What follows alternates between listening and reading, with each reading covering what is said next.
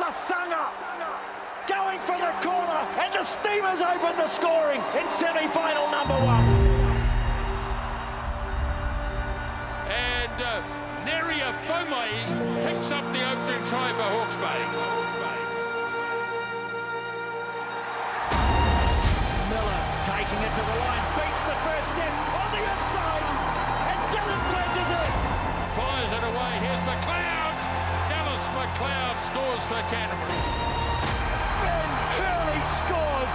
Another scorching try for Otago. The running rampant. And Leonard Brown. Daniel Leonard Brown for Canterbury. So I just take a moment to soak this in. It's been a long time since we've had this sort of support down here, so just soaking it in. And yeah, to get one more week, it's going to be special, but I'm solely focused on the job ahead. Hello and welcome to the breakdown. Yes, one more week. We've got one playing two. It's happening in Christchurch. Otago taking on Canterbury. Justin Marshall, Mills Muliaina, Stephen Donald. Here it is, lads. The Meads Cup mid-Canterbury. The Lahore Cup North Otago. Canterbury taking on Otago. What's going on in the north? Because the south, Marshy, prior to the south, we're going not too bad. South Island's going South strong. Island's going strong. What's going on? I don't know. It's great for you in New Zealand, though, isn't it? Absolutely. Like, lots of flights to the South Island, but yeah, absolutely. Bit of a worry if you had to sort of put a spin on it to say that the sort of superpower of New Zealand rugby. Sort of north of the Bombay. So I'm not going to include Waikato. Hey? The old Canterbury guy talking about superpowers. Are struggling. Well, it's superpower of numbers. Population. Exactly. Yeah, Auckland, sort your act out. Hey, look, great weekend of rugby, though. Great semi-finals. The two top teams, though, came out. And, look, it was a battle. Both of those games, we expected them to be close. Your reaction to those two teams getting through, Beaver? Oh, I think both of them showed why they've been so consistent during the year. They were under the pump at different times in the semi-final. But also, the thing that struck me was the skill level. The skill level, yes, there's a roof on in Dunedin, but both games, the skill level and the entertainment of it all, Goldie, brilliant to watch. Yeah, and the fact that the experienced players stood up when it sort of mattered, when it was a tight sort of battle, and then when it got to those sort of pressure moments, the experienced guys, and I have to say, Canterbury, they hit a little bit of a sort of stalled a little bit then, but now they've sort of come back and they know how to win finals football. We'll talk more about that final a little bit later on, but we want your input into this show through your shout. This is the first poll question. Scan the QR code. Who will be the number one team in the world at the end of the year? And we've put down four sides. The All Blacks, the Springboks, Ireland or France. They've all got very different challenges on their end-of-year tours. There are so much for us to talk about, people to talk to in the show. Here's what's coming up. All Blacks head coach Scott Robertson and Springboks assistant coach Tony Brown joined the show ahead of the Northern Hemisphere Internationals. The NPC final is set with a good old Southern derby. Can Otago make it? A party at Mark Brown's. And what makes a Grand Slam? Well, a Grand Slam. Yes, well, the All Blacks team have been selected. The All Blacks 15 team has been named. And, of course, Scott Robertson had a lot to do with both of those sides and as they prepare for their tours north. Let's go to him now in Christchurch. The lawns are done. The sun is still shining down in Christchurch. Razor, thanks for joining us. First question. That tour to South Africa has been talked about and announced already this week. You've got the last tour for the All Blacks coming up. What would you like to see over the next few weeks when you head north? Yeah, thanks for having me and thanks for coming around here and do it quite myself, feed Joe a tree. It's healthy. But anyway, the end of the tour, it's important for us, obviously, 66 players going away in a Grand Slam. They're really rare and don't come around that often, so you've got to take that opportunity, and that's what we're excited about. A lot of teams have tried but haven't done it, so yeah, we've got a good understanding of what it's to play up the north. Like last time we went up there, and how close the margins were, and the style of play that you have to play, and they play differently. So a lot of learning and really exciting. Razor, I want to talk to you about your selection criteria. We saw you put quite a number of players that have shone in the NPC into the All Blacks 15, but reluctant to put any of those players into the All Blacks. Do you see criteria of stepping stone Super Rugby into All Blacks, or are you able to pick from NPC form and gamble on a player, say, like a lot of chat around Dylan Pledger? Yeah, look, of course he's going to be a bolter. You know, when we've had a number of new players come into us and make that step up, I think that it's a great marquee environment where the players come in and go straight into the highest level. And we've had a few this year for us, which over the last couple of years. And if you look at someone like Dylan, who's obviously prodigious talent, learning his craft. He's 74 kilos and quite a few games in. And, he's going to be better for getting under a bench press this off-season and building his body for it to get into the Super Rugby, and play at that level. So he's there. He'll be coming at the right time. Look, I talked to Jamie a lot about him and his timing. When do we give him his opportunity? And we've got 3 other really great halfbacks, 6 on tour for us, and his time will come. Razor, I'm interested, how do you approach this India tour? I mean, the first one, it's unique. You're playing in Chicago. I mean, I think it's an Irish team that hasn't played a lot of them in the Lions, but you mentioned it also, a different style in the north. Does that mean you're going to have a different style going up there too as the All Blacks? Yes and no. Look, you have to, the team that's in front of you, and you have to adapt in game as well. So you don't have just one style of play. You have 2 or 3 different styles of play depending whereabouts is in the game and your strengths that you've got and what players have you picked. So, like the first thing about Test footy is have a good set piece and a great defensive, be a great defensive team, have a lot of self-control, be disciplined for long periods of time because you start leading people into your 22, that's where they get majority of your points. So that's the fundamental side of it. But when you got the ball, how do you hold it for long periods of time? I'll put pressure on the opposition, and you got to be able to do it a couple of different ways. Sometimes we'll have high ball in play, and sometimes you kick a little bit more. But you just want to play to your strengths. Ray, obviously you mentioned, mate, how many guys are on tour, be it with your team or New Zealand 15. What's it like? Is it preconceived as far as how do you get 36 guys that are in your squad? I guess the game time they all want, and how do you manage that? Yeah, there's a lot of art to that as well. You got to pick the team to win the test match in front of you, and also give the balance of squad, everyone guys opportunities, and then people get on a bit of a burst, don't they? They play really good footy, and you sort of back them, and you want to get a bit of cohesion and time learning on the field and in different environments, and then the balance of squad are giving everyone a crack so they can show their talent. So that's the art of it. First job is Ireland, and then we'll just roll from there. But you have a sort of concept over the. You want to try and play everyone, and that keeps everyone hungry and competitive.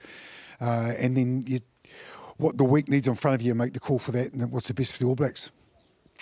Razor, tactically, by your own admission, the aerial contest has been a problem so far for the All Blacks. It's a problem that you're dealing with and problem solving it. But saw some other aspects around the All Blacks as well, with your line-out innovation and attack, and some variations in some of your shape as well.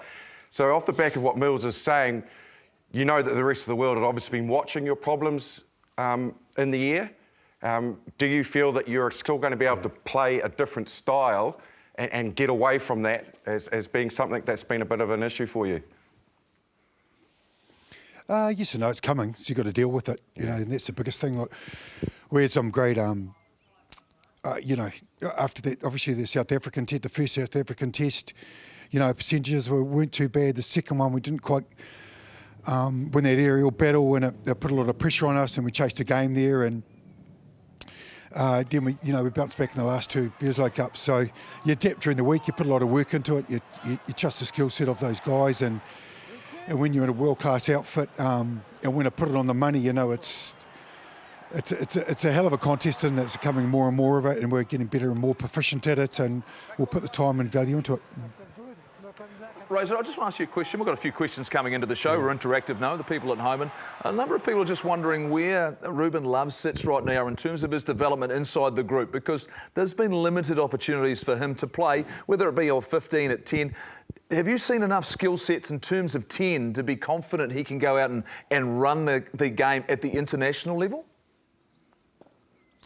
Yeah, well, he's picked down as our third 10 in the squad, and obviously a class fullback, and played a number of games at Super this year and controlled the game really well. He trains so well there, his kicking game out of hand. And, it's the balance of it, winning test matches, giving him opportunities. So, the India tour is another chance for him to get better, and we'll see. We'll see if he gets another crack at it, but that's always the plan, to give everyone enough chance and development time, and you only learn on field, and you know, we'll see if Ruben gets a shot at the back end. Mate, it's a Grand Slam and a tough Grand Slam as well. So those opportunities might not arise. But are you 90% sort of there with your team, you know, heading into these sort of 4 games? Because I suspect you're going to play your top team week in, week out and get this Grand Slam. Sorry, Mills, I couldn't quite hear there. I had a producer in the background. What was that? I was just asking, are you confident? Are you there with your sort of your top 15 starting? I mean, given the fact that there might not be opportunities for the likes of a Ruben to actually start and things like that, but this is a Grand Slam, so I'd suspect that you're going to play your best team week in, week out. It's the best team to win that Test match. I think the first thing is, like I mentioned, is Ireland, and giving them a crack. And that's as I mentioned, that's the balance of the two. Getting chance, you know, we've had a few injuries this year. We've had, you know, timely, so we haven't got guys a chance to give their match fit. Other guys have come in and out. You know, there's been stuff in game where you're trying to get balance and you want to give guys opportunities to play at back end, and we haven't had a chance to do that. But you sort of learn that along the way. You try and bring the best team for the team that's in front of you, but also give yourself a chance to get enough connections and enough training during the week, have enough experience on there, and then give a young guy a crack. But you know, we know how we're going to play Ireland. We've had a couple of weeks to prepare for that, and we're pretty clear on what Test team's going to play in that game. And when we get together on Wednesday, we've got a couple of days camp up in Auckland before we fly out to Chicago. So that team will be ready. Razor, you've answered the questions incredibly well, and I think we probably need to sort of reiterate that the whole country is behind the All Blacks, and a Grand Slam tour is incredibly exciting. You'll be excited about it, the squad will, and the All Blacks 15 have got a great trip as well. You must have been really pleased after Wellington, the response of your side, to go out there in 2 tough Test matches against Australia, which are great results, and then lead you off on this challenge and this exciting tour in a really, really good place. Yeah, look, we know, you've seen it. You know, you guys know your footy up there and how fine a margin this game is, and you know it can turn really quickly and go bang bang on you, and how mentally and physically tough you have to be. And you could show. I was just really pleased to, you know, those 2 tests against Australia. You know, we played some really good footy under a lot of pressure. 2 teams are extremely hungry, and you know we go on in a good mood. A good mental state going north. We've got a really hungry group and a keen group to add to our legacy. I think that's really key. I mean, it's great to come back and watch a couple of rounds of NPC that's been superb, you know, the skill set, and you've got a few old dogs still running out there and a young crew coming as well. There's a big spread from 18 to 36, isn't it? They covered a few generations, and it's great to see that the health of our rugby and it's coming through, and just the excitement. All the Kiwis are going to come on tour with us as well.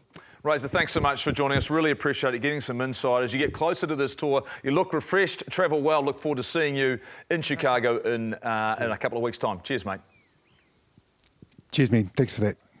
Good night. Well, clearly there's been some big announcements over recent weeks. None bigger than the greatest rivalry continues in 2026 in South Africa.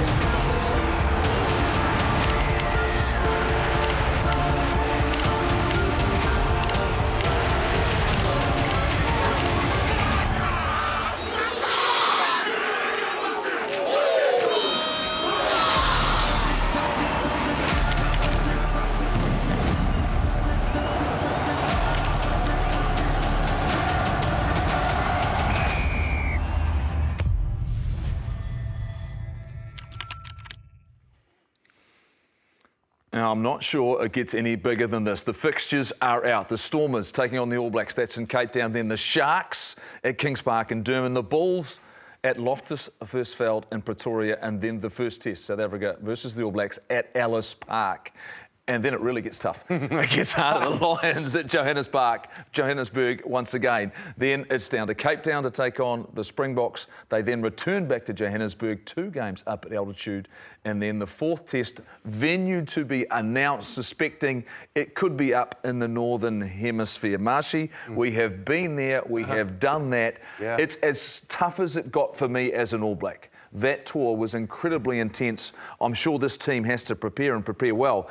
But they'll have to know that there's something pretty special coming. Oh, yeah, but it was the greatest tour to put your boots on for. The ultimate challenge, taking on the old foe, the Springboks, on their soil, midweek games involved, test matches, proper test series, in their environment. That's why you play the game. You know, to go over there and test yourself on a tour like that, like no other. And it's incredibly exciting. Yeah, it might be daunting, but man, that's why we play the game. Oh, wow. I mean, look at that. Just travelling to South Africa and even going for a test match. I mean, you guys went through the tour. I mean, imagine that next year as a rugby player. Even now, the New Zealand teams have been named the All Blacks and the All Blacks 15, but setting yourself up to hopefully be part of this sort of tour, it's going to be tough. And it couldn't be set up any better, Beef, considering how well the championship went this year. Well, when you talk about the greatest rivalry, it's born out of the success of both nations. And, yeah, I guess it's so exciting. I can vividly remember I was very young when you guys were over there doing it. Oh, really? I was about 5. So none of those greys? Yeah, but I can't comment. Carry on. Yeah, carry on. The iconic image of seeing Fitzy, which I now know was Loftus Versfeld, at the end, and seeing those steep stands and a pocket of Kiwis up the top there. It's an amazing picture that, you know, I think we all remember still. It wasn't a pocket. It was thousands of them. Absolute thousands on tour, and I suspect there will be thousands again going over there. And this is a player, like you say, you need to rise to the challenge. And how that tour is managed will be absolutely critical, because the fact that managing the players that are going to be playing in the test matches versus the ones that have to meet those challenges during the week while preparing the other players around them, Justin, because that sometimes is just as hard. Oh, absolutely. It's the ultimate scalp also for any South African rugby player that doesn't get to pull on the Springbok jersey, for the Stormers, for the Lions, to take on the All Blacks. You know, get that opportunity at the end of it to swap a jersey, but hope that you've managed to beat the All Blacks. Like, that's the ultimate in the game for them. You know, like, just incredible. Absolutely amazing. So do you think it's important then, as you keep an eye on this end-of-year tour, the fact we'll be following how the 2 teams themselves finish off in terms of going into next year, Mills? Because South Africa, as much as they put on a performance against the All Blacks in Wellington, Argentina then gave them some problems. And even, you know, the fact that you look at where the Springboks are at, they're in a little bit of change as well. You know, I think for me, it's fascinating where it'll end up. I want to get your opinions on the fact, though, that the 4th test that's been introduced, because we actually played 4 tests, but the first one didn't count in terms of the series. It counted because we won the Tri-Nations. We won the Tri-Nations. It definitely counted. Tri-Nations. But then what did they do? So it couldn't end up 2-2. No. They parked that, and we'll start again. It didn't feel like we started again because it got really difficult. I mean, how do you feel about the fact that the 4th test, should it be part of the tour or should it be separate? I think it's probably separate. You know, you're going in as a three-test tour. That's. I mean, the hard part is it's right after the back end of that, right? I mean, what happens if it's, for 2 each? So if the All Blacks, say, heaven forbid, that the Springboks come over the top of us, but if the All Blacks are in charge in 2-1, have they won the series in South Africa? Of course they have. They have? It's about the tour, and it is in South Africa. And I'd imagine if we're 2-1 up, the team might look completely different there in, dare I say, Dublin or somewhere like that. My Matara math is coming out here, boys. Oh, is it? Well, there's a draw. 1 each and a draw. Lions series. Insurance game. 2017. Yep, like it. Then you've got a decider. How about that? We've got to throw that into the mixer, do we not? You do. Actually, you're right. We do. There's no bonus points in this tour, is there? There's no bonus points in this tour, is there? Well, there's no extra time either. Oh, there's no extra time. I'll tell you what, after playing them 4 times, I can tell you, you don't want extra time. You don't want any by more. the 4th, we didn't want the 4th one. By then, we were absolutely done. This is what you think at home. Who will be the #1 team in the world at the end of the year? So they think it's between the All Blacks and the Springboks. No one's picking Ireland, who've got a tough end-of-year tour campaign, and France, who sort of are under the radar but didn't do themselves any favours, clearly, when they brought an understrength team here to New Zealand. Are we surprised by that it's weighted so heavily in that direction, Marshy? No, I don't think so. Like, Ireland's a bit of an unknown. We don't know exactly where they are at. Are they a team trending downwards? We will soon find out in a couple of weeks, because they obviously haven't rediscovered their mojo as being that team that everybody was expecting to possibly get to a Rugby World Cup final, and then we did a number on them, which was quite cool. But anyway, and France, yeah, they probably didn't do themselves any favour. Look, South Africa and New Zealand, quite obviously 1 and 2 in the world at the moment, so justifiably that's why they're getting the votes. Some South Africans have just tuned in. They've just decided we just want to change the narrative here. We want to put more dominance into it. I'm looking forward to what we're going to talk about after the break, because the NPC has been outstanding to date. There's a final we need to talk about, and we're going to catch up with the one and only Tony Brown. Can't wait.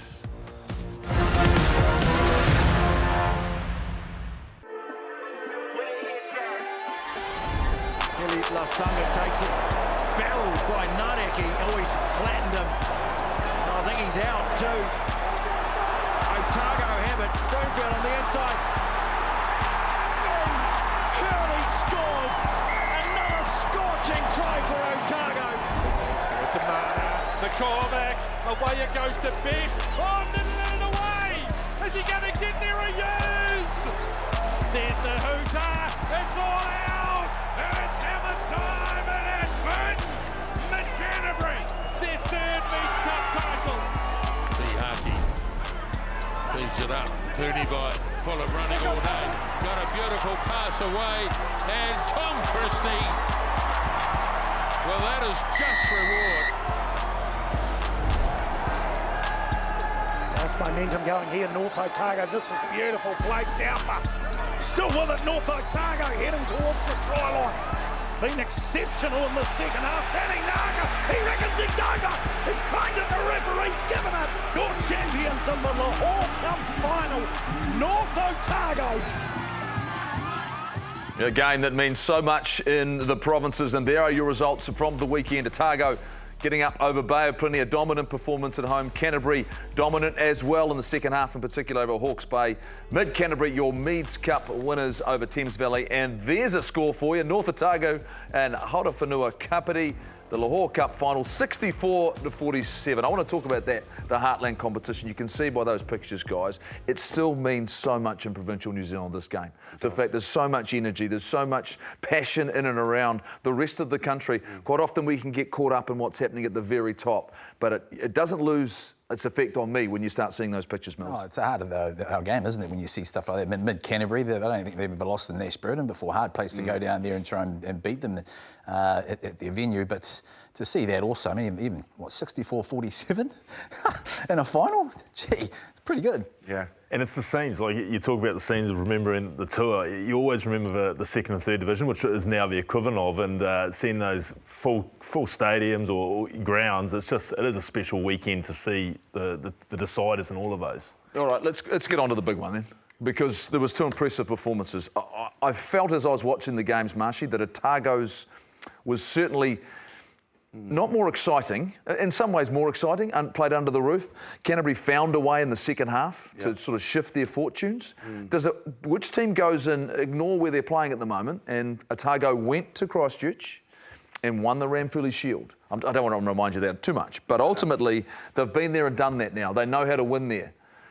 Is that important as they go and try and win this title? The first title since 1998. I've had some loaded questions before in my time, but that's a real genius. I'm just trying to punch. To be honest with you, I was going to wear my blazer on the show. I might save it for next week if we win.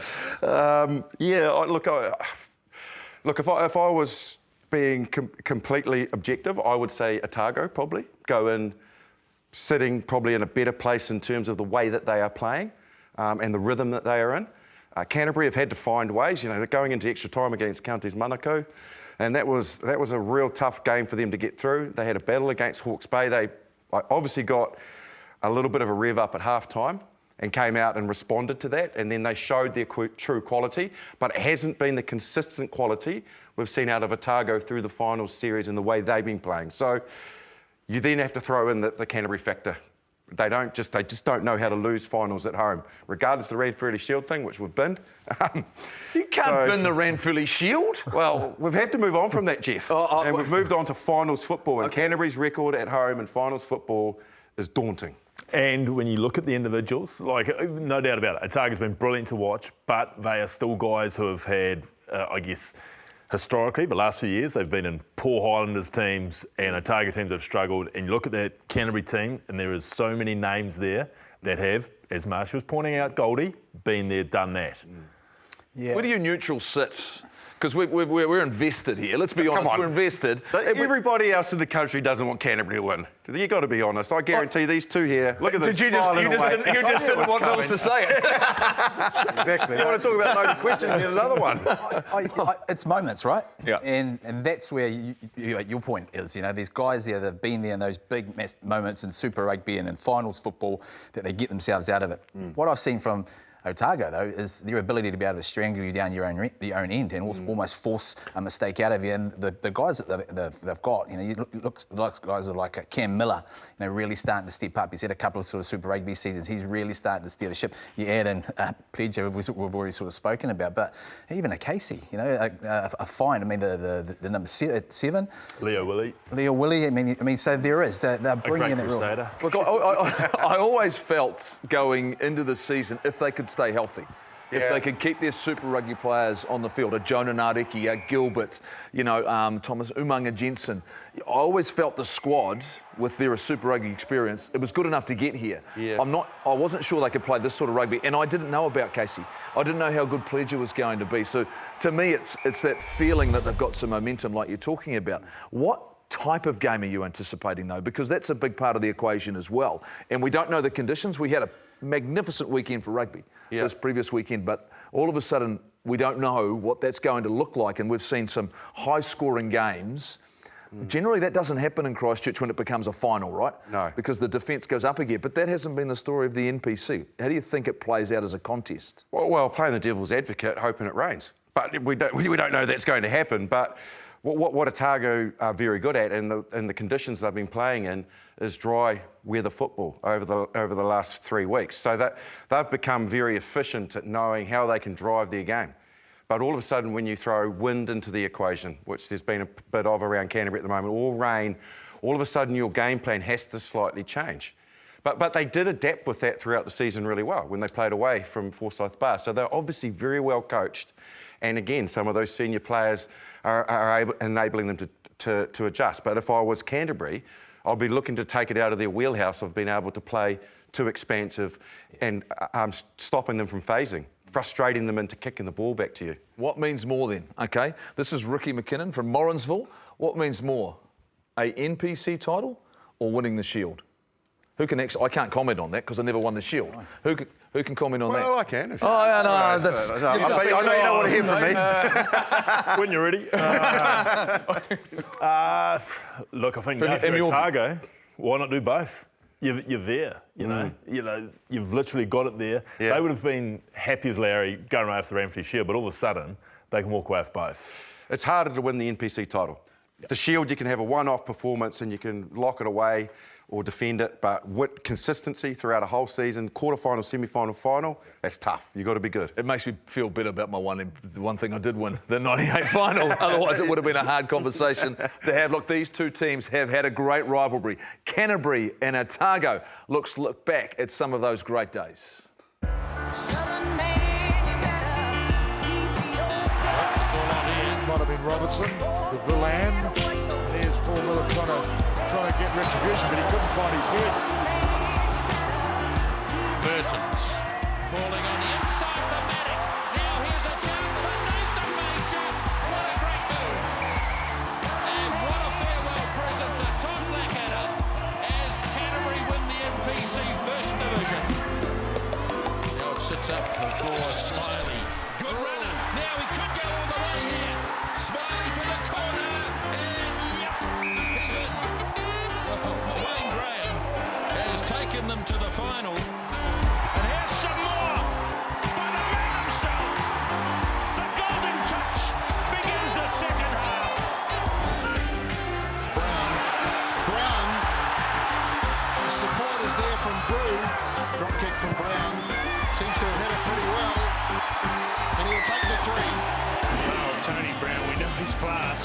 We know he's an outstanding rugby player and he's proving it here at the moment. Let's go to the man himself. He has been there and done that. We've shown him gloves and all about winning a game against Canterbury. Tony Brown joins us on the show.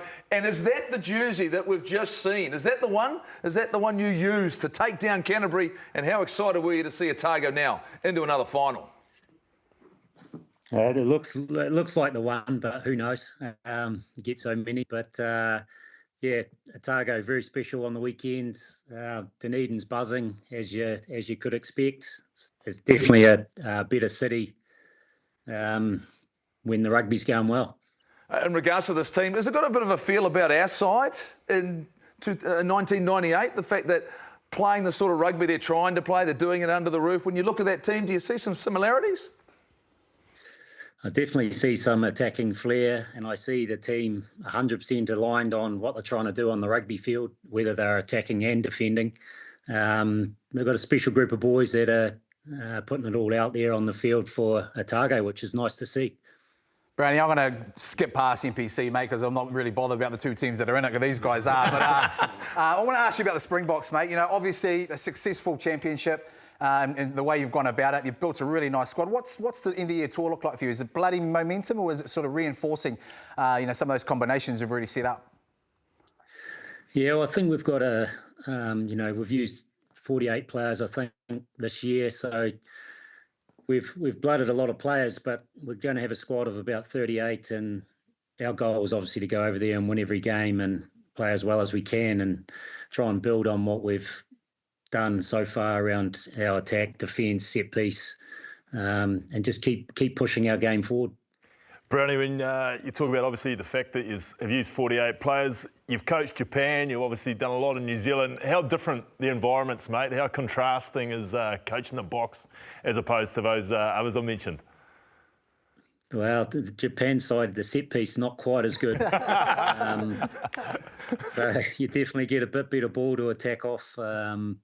And obviously, bigger humans love the physical side of the game, whereas, the Japanese side love the flair and love moving the ball. So, and New Zealand's probably a little bit of both. So it's definitely different going into the Springbok camp and trying to coach them, but it's been very enjoyable, and I just try and coach them my way and try and get them playing the game that I want to try and play, and try and use their strengths rather than trying to get them to do something that they're not comfortable with. Brownie Marshy here. Look, first of all, mate, I want to congratulate you on your tour to New Zealand with South Africa. You managed to do the entire time avoiding me on both the golf course and the paddle court, so that would have saved you that precious rand that you've been accumulating over there for sure. Now, look, listen to me about this question, because it's quite interesting, the innovations that South Africa have brought in, the line out in the middle of the field. How far do you think you can push those boundaries, and how are you going to continue to do that? Yeah, well, Russie's definitely an innovative guy. He's always sort of asking the coaches to come up with something new, something different, whether it's defensively, whether it's kicking game-wise, set-piece-wise, or attack-wise. So he's always asking the question, would this work or would this work? And I'm always up for anything, as you know. So, it's quite an exciting coaching team to be a part of. Can I ask you about the coaching box in game, the fact how the dynamic works, and when you seem to go to it, there's so much passion in around it. What's the process inside of it, or is it you just sit there and I see you do a lot of nodding, just to sort of carry on. What's going through your head in those games? Well, it's creative chaos, I would say. It's pretty intense in there. If I could have a beer in there, I'd have a beer, because I'm pretty low key when it comes to the coach's box. Otherwise, if you've got too many people yelling, it just adds to confusion. So I keep it pretty settled and low key. Interested on your take on the All Blacks, Brownie. I mean, you've had the luxury of sort of analysing them, sort of going up against them. Great to see the flair in NPC and the ability to move the ball. But there's also a sense that the All Blacks are tending to play a lot more structure. Did you pick that up when you're analysing the All Black team? Yeah, I think Test rugby is a little bit different. There's so many so many different things around how you win a game of Test rugby, and it can't be just attack. You've got to get everything right on the day. You've got to get your set piece right. You've got to get the kicking game right. The contests in the air has become a massive thing, and you've got to get everyone on the same page and attacking together or defending together. And that's the beautiful thing about what Otago's doing at the moment. That even though it's a lesser competition, what they're doing at the moment is everyone's on the same page and they're switching from defence to attack at the same time, or attack to defence. And there's a lot more at stake in Test match rugby, but ultimately that's what you want your side to be doing all the time. And sometimes maybe the All Blacks are not quite getting that right. And Brownie, just before we let you go, I want to get back into being a first five nerd here. You've obviously got an amazing stable there in the box. Obviously, the two new boys and obviously Pollard. But what about Sasha? Obviously, everyone's talking about him being potentially as good as he's ever been. What is it about his game that, I guess, gets everyone so excited, and obviously from what you see on a daily basis, mate? Yeah, well, obviously there's special players out there that come along, and they're special because they can do things that other guys can't do on the rugby field, and he's definitely one of those guys. You obviously saw it with Dan Carter when he first came along.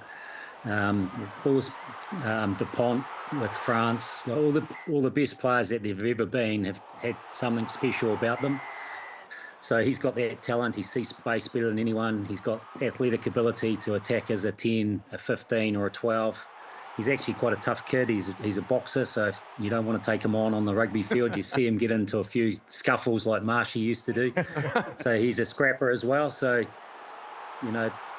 he's got the talent. So my job, obviously, is just to get him to do the simple things well, things that win your Test matches, kick your goals, kick well out of hand, control the game, lead the team around the field. If I can do that, his talent's just going to come out all the time on the rugby field.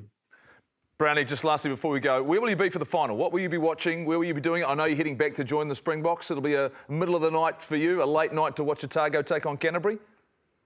I think I'll be in London, and I'll try and track down a pub at 7 a.m, I think the time is. So we'll see how we go. You've never done that before. There's no doubt about it, Brownie, mate. Travel well. Thanks for joining us. Come on, Otago. Let's go, boys, eh? Let's go, the lads. Another party at Brownie's place. Mark Brown, the coach. Mark Brown, the head coach, who's done a great job down there in Dunedin. Let's talk about what he's done for the Springboks and what he's brought in. It was always going to be a difficult assignment, Mills, when you come into a team that's very, very good in terms of winning Rugby World Cups a particular way. Have they changed a little bit of their DNA? Is there just a strand there right now that's got Tony Brown's fingerprints on it? Oh, they've enhanced it. They've always had a bit of flair, and obviously their biggest strengths have been their set piece. But it's interesting hearing what Brownie sort of said. He's obviously a fresh sort of face, bringing new ideas and sort of implementing some of the things that he's picked up from Japan, also New Zealand. But they have. I think, to be able to build, what did he say? They've used 36 players, this year when they go into. So for them now, it's building on that. You asked them a question about Sasha. Hey, what a phenomenal player. Yeah, and just fascinating how he talked about that as far as get his building blocks sort of, his absolute bread and butter sorted, and he's got so much brilliance that the rest will come. But I guess the fact is, Rusty appointed him, and everyone in the world knows what sort of coach Brownie is. So clearly Rusty was open to stretching the game of the box to move forward with. And he's got coaches from all around the world in his environment, right? It's not just from New Zealand. Yeah. He's got coaches who have come from all these different environments. So as much as there are times where you wonder where Rusty's coming from, clearly they're a really well-connected coaching group. Yeah, and he's keeping, connected is a great word, because he's got Dwayne Vermeulen there, and he's looking after that breakdown and basically still playing, because he can't help himself. And then Jaco Piper, he's floating around. So you got a referee in amongst the environment, looking at certain referees, how they referee a game. So, and then you throw Brownie into the mix, and having had a beer with Brownie like you have, as a mate, just chatting with him, how's the environment, all that, the rope that he's being given. And he mentioned that there, didn't he? And then Rasi being innovative, he's going, yeah, that's right down my wheelhouse. So it's like, oh, so it's not just you that's coming up with these ideas, because he's prepared to experience. But it must be great to have the bank that Rasi has got, which is 2 World Cups in the bank, been #1 team in the world recently, probably the best team going around. So it's like, I can be a little risque, and if we suffer a loss for it, then boom, look what happened in Wellington. I'll change 12 players. I'll name my team on Monday. Let's go out there and see what happens. If we go back to having lost 2 test matches, it won't be the end of the world. And then 40-something points later, you know? I'll tell you what is different is the fact that he talked about he coached in Japan. Well, holding a tackle bag is a lot more dangerous because he's got a broken hand at the moment because Thomas Tatoi took him out when he's holding a bag. That's not a Japanese forward running at him. No. These are big bodies. That's what Dwayne Vermeulen's for, Brownie. Yeah. Get him behind a bag, do Thanks. all the work. What are you up to? I mean, seriously. Look, let's have a look at the poll coming up for you at home, and this is your opportunity to tell us who you think will be the All Blacks Rookie of the Year after this tour is finished. Leroy Carter, Fabian Holland, Simon Parker, Billy Proctor, Duplessis, Kirifi. Plenty to talk about after the break.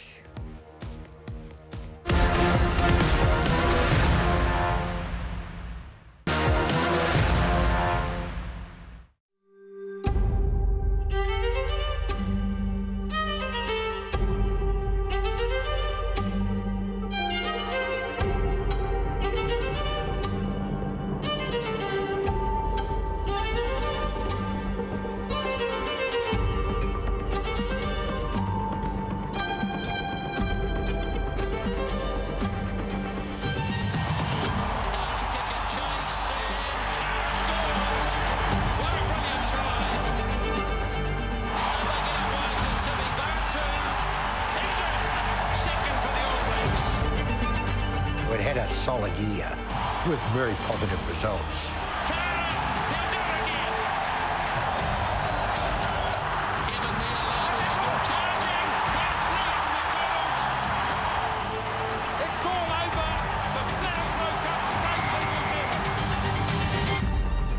Boys didn't know what a Grand Slam was. They weren't born when the last Grand Slam was won. The English is probably one of the teams that you hate to lose against. Our job was to go there and knock the bastard off. They hated Tana Umaga. The All Blacks had to put on extra security. I was in the middle of all the players, so the players kind of got around like this big swarm of bodyguards. Bloody ridiculous. I think we had the freedom to go out and just do whatever we wanted to. You don't get too many opportunities to have a Grand Slam tour. We had an opportunity.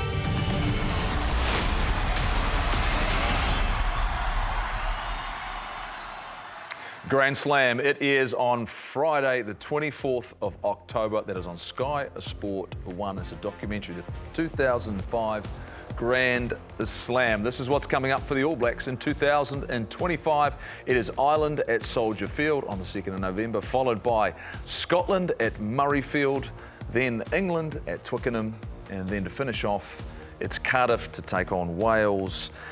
So, you think about this tour and you think about what's in front of the All Blacks. We've heard from Scott Robertson, the coach, Mills. I've got a question here. Duncan Dunbar from Christchurch is asking around who are the best defensive players in New Zealand, and do we think it's an area that the All Blacks would like to present themselves in? The fact, I suppose, a little bit more difficult to score against, and it will be that type of tour going to the north. Well, it's going to be, well, he mentioned it, different sort of styles, and that style isn't combative, isn't it? They're going to sort of coming down the sort of short channels, but you have to sort of shore that defensive line up.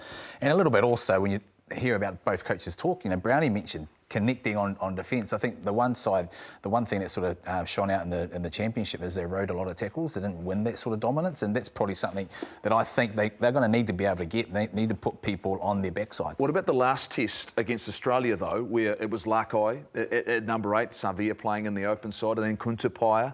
I mean, do you think there's a little bit of a shift in how that back row will operate together and the midfield? There's nothing better than playing at the back and seeing guys like in those positions sit someone down, and it starts mentally, but also it also feeds the others. The guys want to sort of get up, but the key thing is that there is a bit of a shift in those young players, and it was taking a bit longer to try and establish those guys there. So what I'm interested in is how he gets that balance with the selections. You know, being combated over there. Do you put young guys in there? Do you play your full team? Or you, like Razor mentioned, Marshy, he's going to play the best team for that test. I'm not too sure about that. No, me neither. It's a real challenge, and what he's going to have to also consider, because it's something we haven't talked about, but off the back of a very good question.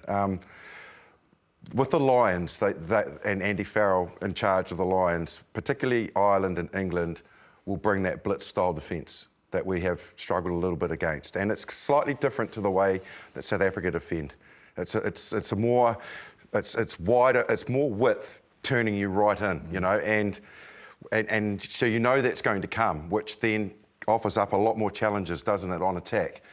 Not something that we've experienced yet. So that's going to be something that the All Blacks are going to have to adjust to, that they won't have seen and won't know about, and particularly against Ireland, because Andy Farrell's a genius at it with his rugby league background. And it's something we've probably, I think, on that point, Marshy, it's our kicking game and being able to shape that defence. And if teams are bringing heat at you to start, well, first thing, test how many times they want to go back and forth. Yep. You know, and bring in the kicking game. And in Bodebeer and McKenzie at 10, we've got wonderful exponents of the cross kick, and Bodie's obviously phenomenal at the chip and regather. So I think if you look at us in the last couple of years, our kicking game's probably a big room for improvement, and that fits well with what's going to be coming, Marshy. Yeah, it does, and as well as, you know, the high ball, and equally, what do they say about blitz defence? You've got to go through it first. Yep. You've got to get them back on their heels. Once they're back on their heels, they can't come forward anymore. So that punch in the midfield is huge. And the fact Leicester Fainga'anuku added to that punch. As a centre. And so once ago, I look at those combinations of players for me, and that's how I feel about it when I see Lakai out on the field and I see Quintapai, the fact that we're more likely to, you'll say, put a shot on, to be going forward. So do you expect some guys on the back of that game in Perth against the Wallabies have almost deserved that first opportunity against Ireland? I think you would, and I think if I was the All Black coach, which I'm not, you'd want to be going with comfort off the back end of that, Should right? be. I mean, you want to be doing that, right? You want to be selecting guys off the back end of that Perth Test match and building a team around that, because this is going to be a tough tour. The Irish, we don't know much about them this year because they haven't played. A lot of those guys are absorbed in the Lions, but they will bring a physical aspect to it. The kicking game, that's going to be massive too. I just want to make a real quick point, can't help myself because it popped into my head. But because, the reason I'm saying it is because of Australia. They struggled to go around the Lions with their blitz. They really got suffocated. Guys like Su'ali'i, he had moments, but a lot of it was negated. Iki Tau didn't feature as much. But against South Africa, with their blitz, they went round them. Particularly in that first test at Ellis Park. So what the All Blacks are going to experience, they won't have seen yet, particularly when Ireland bring it, and those Lions players in the Scotland team. Yeah, I was about to say, and Scotland. Yeah. A team that you cannot take for granted. Both midfielders. You're both midfielders who will bring that pressure. So this tour, and we look at it as a Grand Slam, and we're regarding it as a Grand Slam, and it's a great challenge for these young players, the ones that are on your screen right there, the ones that have taken their opportunities, you'd have to say. I think the big mover for me is Leroy Carter. For a guy who wasn't even in the conversation, or maybe in the conversation, but by getting his opportunity through injury, they've had to go to someone new. And for me, this is the sort of player who'll benefit massively from this tour, Beaver. Going on this trip, I'm sure playing in bigger stadiums, away from home, understanding it's a little bit more difficult than it is maybe going to Australia. He's experienced something, I suppose, the benefit of being on the World Sevens Tour. But for me, I think he's been one of the big movers. Obviously, everyone at home thinks Holland's had a great season. Yeah, and nothing with Leroy Carter seems to faze him. So I don't think there's any fear in him being thrown into the big stadiums. And to Marshy's point around the blitz coming, someone like Leroy Carter, with his work rate and how busy he is, poking his head around Roygaard, around Bowden, around Damien McKenzie, he could be an absolute weapon against that sort of defence, because they are coming quick, but there's going to be little soft shoulders because of the line speed that they've got in his late footwork. Does he keep Caleb Clark out at the moment, for you? I think he starts. I don't, regardless who it is. And Leicester's on the other wing? Well, they did. They deserve to. I think he's brought energy. He's brought energy in a position that we really needed. He's brought in his defensive nous has also been outstanding, but that energy is going to continue, right? He's going to go on something totally different. He's been brought in, and they often talk about it. You take your opportunities, and he has certainly done that in every Test match that he's played. And so now, you just got to continue that. I think if Leicester doesn't start and they go back to Caleb and Leroy Carter, I think has totally earned his spot. I think what Leicester can provide off the bench as both a midfielder and a winger, he showed enough in Perth that there's a weapon there that you need to utilise, and especially when you're trying to punch blitz. So I think Leicester Fainga'anuku will be in the mix somewhere, regardless of whether it's starting or off the bench. Just quickly, who do you think's who's going to be number one team in the world at the end of the season? 4 from 4 the All Blacks. 4 from 4 the All Blacks. You're doubling down again. Yep. You feel the same? I feel they're going to win 4. I think they've got the team to win 4. South Africa, man, they'll end up number 1. I think South Africa will end up number 1, but I think the All Blacks will win all 4. Guys are confident. You're obviously looking at that squad, looking at the experience. So very, very good. 1 selection. That's all you've got. The NPC final. Beaver, for you, impartial. What have you got? I'm an Otago man at heart. You're representing part of your... Where are you? You were just building yourself to say that the entire show. Like, I'm going for the Southern team. And Mills is back on the fence. Who would believe it? I can't believe it. Come on. Otago. You know where I am. Oh, you know where I'm going as well. Look, I can't wait for it. It's going to be a great day. Absolutely. Get yourselves there. If you're in Christchurch and Dunedin, get up there. Thanks, Justin. Thanks, Beaver. Thanks, Mills. We'll see you next weekend.